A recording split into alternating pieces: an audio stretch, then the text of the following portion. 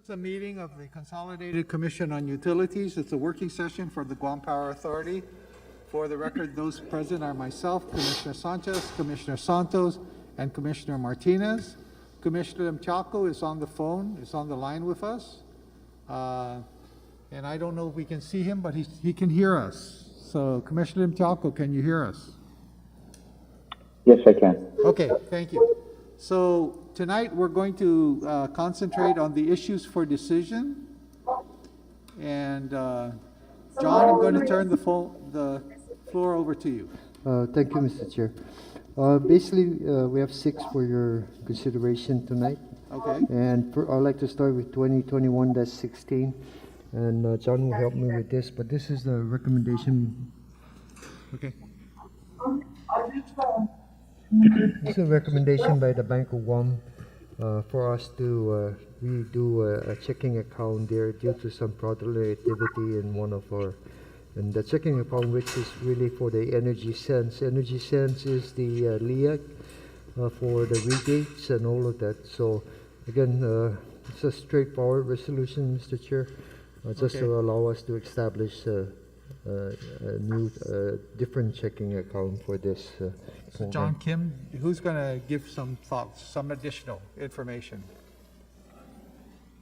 What happened was with the old account we had, the current account we had fraudulent. Look at this for a minute. Yes? Oh, wait. Fred, are you online? Yeah, he's observing. Okay. Good. Okay. So, okay. John Kim, one more time, a little more with regards to this account that we're planning on opening. Yes, what happened was we need to get some fraudulent checks, which we have a couple of vendors create their own check with using our account numbers. Oh. They're doing electronic deposits. So that was one of the problems we're having. So we're doing a positive pay right now. So the bank goes through we give them the list of DSM checks we issued, and they go through and match it. And if there's an anomaly right now, they ask us should we pay this or should we not. And if we look at the image of the check, it's not our check, then we decline it. But one of the things that Bank of Guam is recommending is to create a new GSM account with the new account numbers and with the positive pay. We still do the control of positive pay, but they recommended to create an account. To do that, we need a board resolution. Okay. Okay. So we'll take care of that's straightforward. We'll do that on Tuesday night. Yes. Commissioners, no problem, right? Okay. Going back to the agenda, John B. Thank you, Mr. Chair. I'd like to move to Resolution 2021 because actually some of the other resolutions are related to this, and this is the U.S. Consent Decree. And next, we have negotiated a change to the Consent Decree, and of course, as you know, because of the delay due to the pandemic and all different scenarios, we have successfully negotiated one with US EPA. However, they're subject to the required approvals. Again, I'm just going to highlight some of the key dates that are changed. One, ultra low sulfur pipeline, May 21st original date, December of this year. We're on track on that. The other one is to convert 8 and 9 to ultra low sulfur diesel, which was supposed to be December of this year. It's been moved to July 31st, and we're on next year, and we're on track on that. The biggest one is, of course, the new power plant. It was supposed to be October 2022. It's been moved 18 months to the date that we have asked, which is April 2024 at the latest. And again, the other thing that, because we've come into scenarios where the state implementation plan comes into play, and this is one that was, EPA was sued by some parties. That was a red line for them. We have to comply with that regulation in April of 2023. So therefore, we have to burn 0.2% sulfur by December of next year 2022 to comply with that scenario. No. Then, of course, after the new power plant comes on the line in April 2024, we need to retire Cabras 1 and 2 by October, because again, like we told them, we need to burn out all the existing fuel remaining in the lines before we can retire Cabras. So that's the deadline of October 2024. The other ones, completion of 100 megawatts, December 31st, 2023.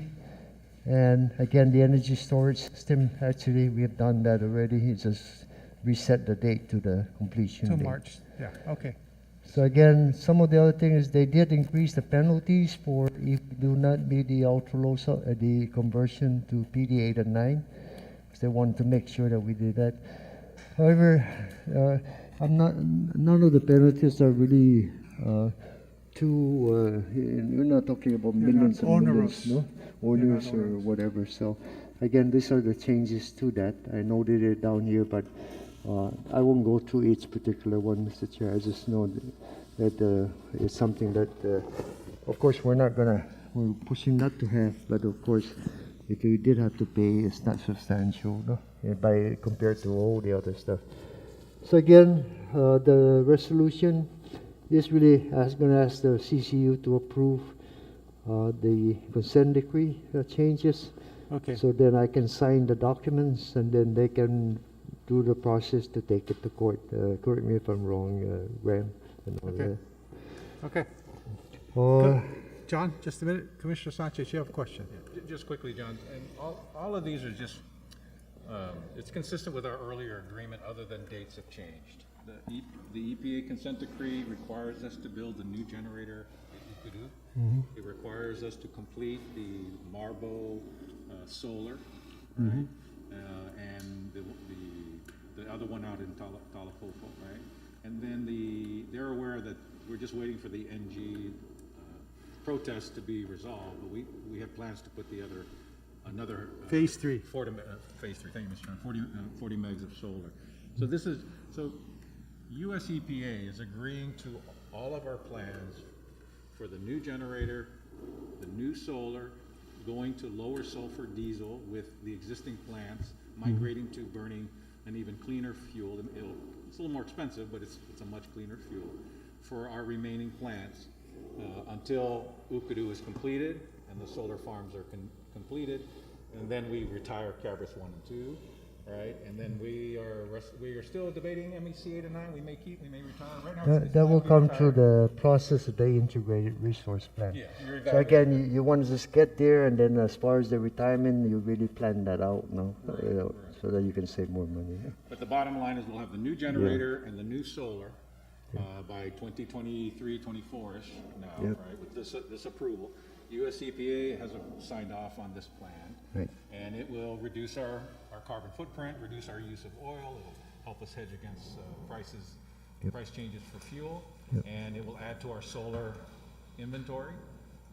And that's what we're just amending an earlier agreement with US EPA Correct. to complete what we had already adopted as part of our integrated resource plan, which you're also still updating to this day with future projects, right? But that's what we're doing. We're just That's getting correct. more clear dates to a plan that US EPA has already agreed to. Correct. Thank you. Okay, so now, John, after explaining all of that, the resolutions that are before that, 2021-17, for example, is a part of the consent changes, right? In other words, the 2021-17 is part of the consent changes. We need to clean out our tanks, 1935 and 1934, I think. That's Both correct, tanks. Mr. Chair. So the first one actually is already one you have approved, but there's a change order, tank 1935, Yeah, because there's like 18 inches of sludge. we have and more- it's more than one, they ran into more work. more work, so that's To what we get have rid to of the change sludge. that. So Yeah. again, but that's critical to the consent decree. Okay. The other one is, and I can show you in a couple of minutes,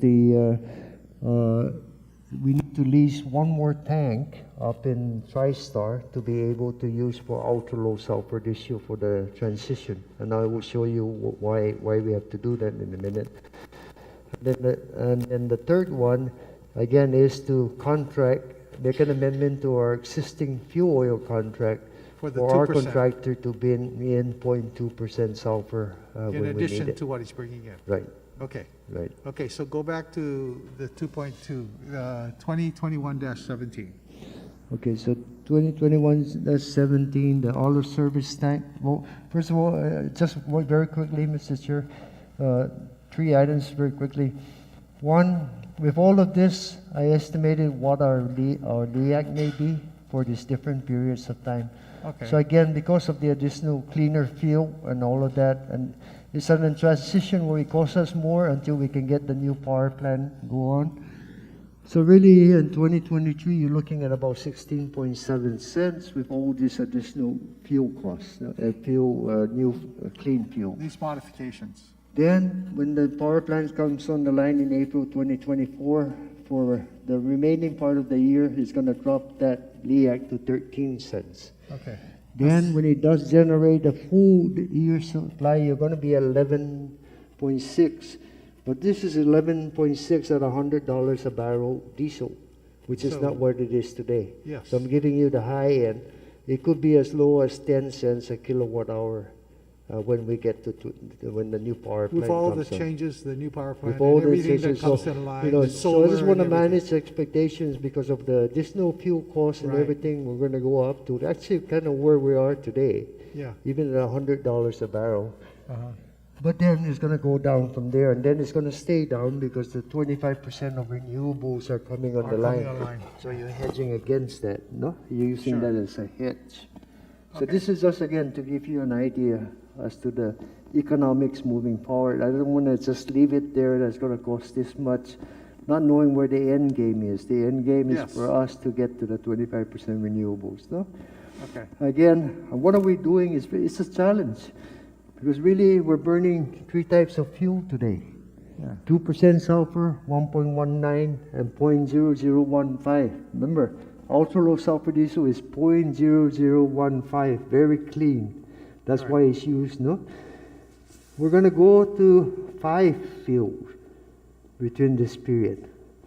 We're going to add 0.2% sulfur, and then we're going to have to bring in what they call ultra low sulfur diesel special, meaning that's going to take out more metals from the ultra low sulfur diesel so that the new power plant can generate smoothly, no? Okay.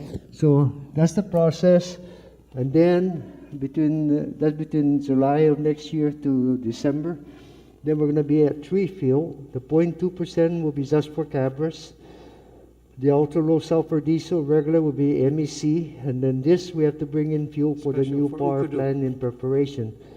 The end game is here's where we're going to be. We're going to be by May 2024 under one single. Fuel. But remember, we only have so many pipelines and so many, so we have to work this all and burn all the fuel out to get to the end game. So it's a complicated process, but our team are set up the schedule to accomplish this. No? Okay. Next. So again, I gave you another chart. It's going to give you the timeline, how we're going to do this. And so as you can see, there's five different fields we're moving. 1935 is empty now, but we're going to fuel that next year, about February, with the 0.2% sulfur, and keep it there until the end when we're going to clean it up and put the ultra low sulfur fuel. But I won't go through all of this, Mr. Chair, but again, this is here to provide you the sequence of how we're going to bring in fuel, burn it, because we can't leave any oil in the tanks because otherwise we're going to have to ship it off island. Okay. So we have to burn it out, and that's why this is part of the reason why also US EPA agreed to our timelines. There's no way we can do this without, burning out all the fuel. Okay. So that's the explanation for that, Mr. Chair. Okay. So again, What else do you have to highlight, John? Is there anything else? That's there? it, Mr. Chair. The resolutions are before you for consideration for next Tuesday. Again, to amend the current tank cleaning for 1935 for the additional cost to remove all the sludge in there. And then to lease tank 1907, which we have negotiated with TriStar. And then the third one is to amend the existing fuel oil contract with the current supplier to allow to bring 0.2% fuel by about February of next year. Okay. Okay, good. And you know, the good thing about this is this still keeps the end game for the consent decree right there. The end game for the consent decree hasn't changed. Correct. Some moving parts are changing, but at the end of the day, we're where we want to be for our community, we're going to be where Guam EPA wants us to be, so it's a win for everybody. That's Okay. correct, Mr. Chair. We're going to Okay. go from something we've been burning dirty fuel since 1955. Okay. We're going to go to one of the cleanest, if not the cleanest. And the only thing, John, that I Yeah. need to remind you, because one of the things I saw is the time frames, is on the back of my head, are we still keeping in contact with the auto industry on the island, the dealers? So that they understand that the days of burning their oil that they take from when they change oil in the cars, you currently are still burning that, right? Correct, Mr. Chair. And to answer your question, I'm going to have to bring it to their attention again. Yes, don't forget. Because now we have a definitive date as to when Yes. Cabras has to be retired. And so it's very important that we start to work with them. Yep. We don't want to surprise them. We want to start to work with them so they know what's coming down the road, and they have to come up with a game plan of what they want to do. Now, you know, there are many things that they can do, but that's something they have to work with the government of Guam, with the general government, Guam EPA, and everybody else. But it's important that we let them know now. Okay? Good. Okay, That's it, thank Mr. you. Chair. Commissioner Sanchez. Thanks, Mr. Chairman, and thank you. You mentioned earlier, you know, the key to all of this is we're tying all these pieces together, the new generation, the solar. It will allow us to reduce our use of fossil fuels. What emissions that are created will be much cleaner emissions, and we're moving rapidly on utility scale solar with storage. The bottom line from your projections is when all of this is in place over the next 2 to 3 years, the power bill for our ratepayers will be much more consistent, will be much less prone to the ups and downs that you see at the gas station and in the oil markets that everyone sees. The projected price you have is kind of right where we are now where we've been in the last year or so, just a little bit higher. But the best hedge that we've got for our ratepayers in order to get their lower power bills, still provide reliable power, is this mix of the new generator and the additional solar capacity that we're adding to the system over the next 2 to 3 years. And we will really position ourselves to continue to reduce our dependence on oil. I've heard you talk about, the team is already thinking about how do we get to 50% of our energy coming from renewable. We'll clearly be at 25% when these configurations are done. That's why US EPA likes where we're going. And we look forward to the work your team will present to us later this year on the updated IRP, the road to 50, not to steal from the governor, but you know, the road to 50% renewable and beyond. That's what we continue to work on, because the best hedge against oil is the use of solar and storage. We're finding great prices. Our utility scale solar is cheaper than the LEAC that we're going to be paying, and it really helps us with that hedge. So this, to me, this has been a long time coming to get us to the point where US EPA and us are finally signing the final agreement on the plan. Mm-hmm. We're well on our way to implementing it. Solar farms are being built, Ukudu's being built, we're cleaning tanks, and we're preparing for that migration to reduce our carbon footprint, to bring on more solar, and to stabilize the price of energy for our ratepayers so it doesn't keep going so erratically up and down. It's really the right combination that will work, while still being reliable.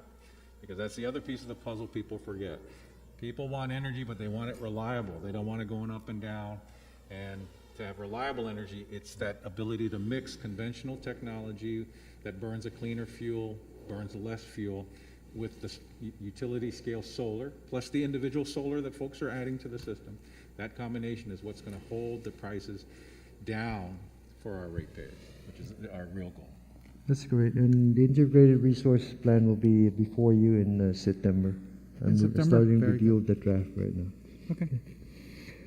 That's it, Mr. Chair. I'd like to shift to issues for discussion, Sure. if you You have will. an And issue this for is discussion? Let's go to. GPA GDOE partnership.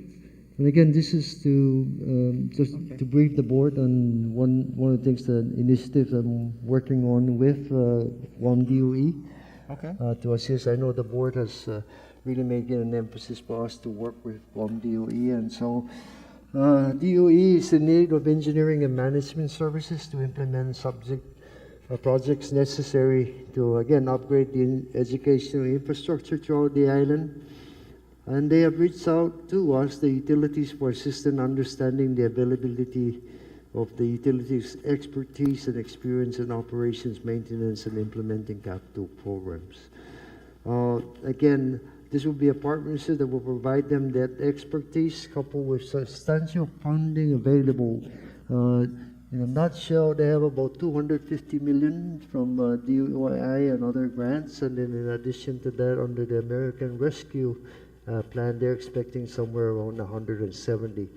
So you're talking about $400 million worth of work to Guam DOE, but unfortunately, it's difficult to implement $400 million of capital investment, and they have reached out to us to assist them in that effort.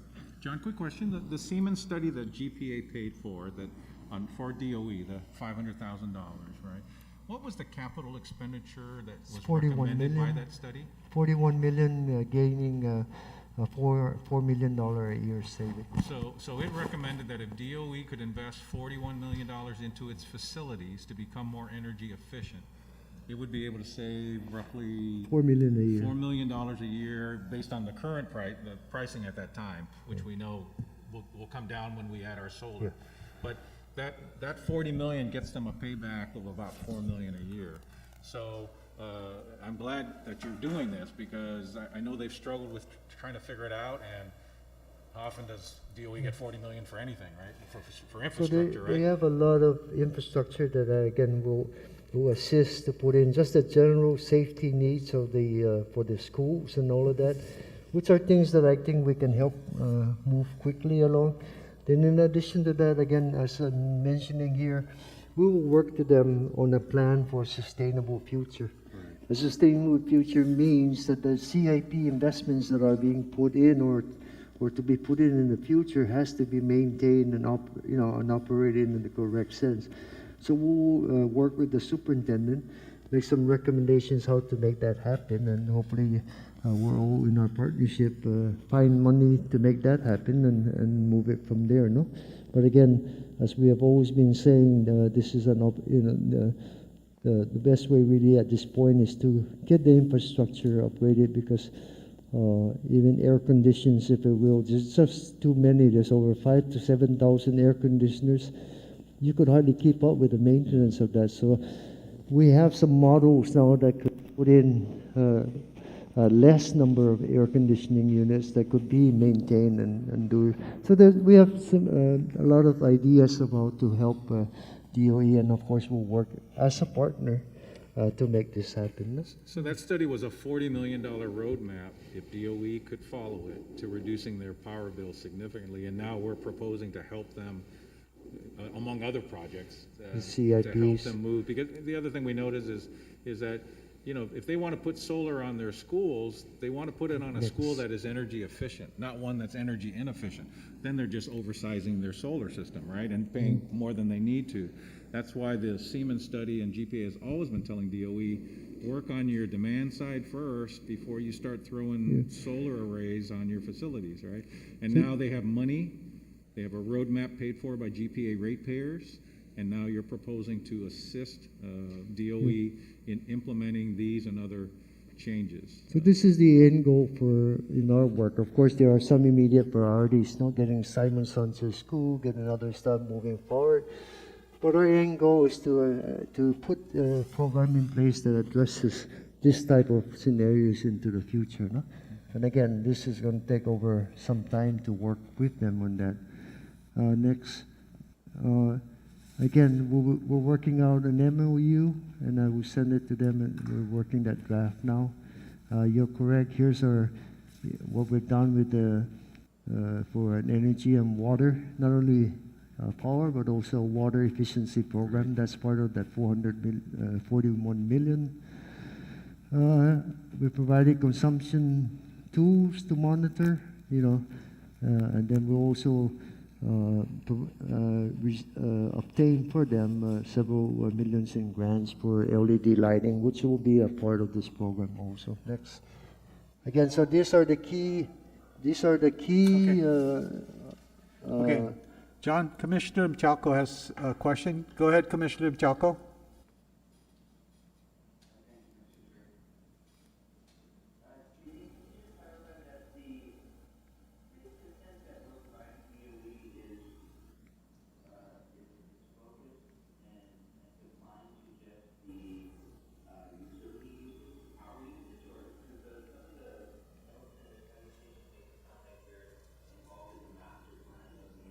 Yeah.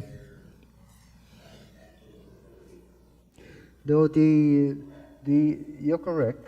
This involves any piece of hardware within the Guam DOE. This assistance does.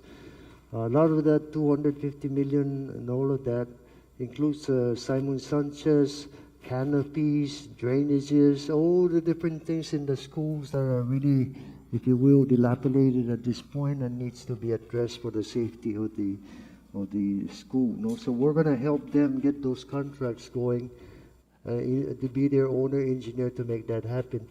But in addition to that, our end game is to do what we're talking about. With everything that we do, try to get energy efficient equipment into there. Not only does it have a direct savings of energy or water, but it also has an indirect of lower maintenance over longer periods of times for all the equipment. So the combination of all of this, again, will lead us towards that end goal for the Guam DOE. So I'm sorry, just back up a bit. So again, this is you're correct, Commissioner Limtialco. This is the listing really of the things that more specifically that needs to be done. And we do have some reports already made that our team has been reviewing, so that we can address this and have set up a meeting between our teams so we can do a kickoff on this. No? Commissioner Mchalko, as a follow-up to your question, really two things. First off, I want to emphasize that still Department of Education is in the driver's seat. They're the ones who control where this is going to go. We're there to assist them. That's number one. Number two, we will put together a proposed MOU that the CCU will review prior to getting everything done, getting started on this, right? So just to allow you that as we go forward, there will be an MOU that will be between GPA and Department of Education that will lay out.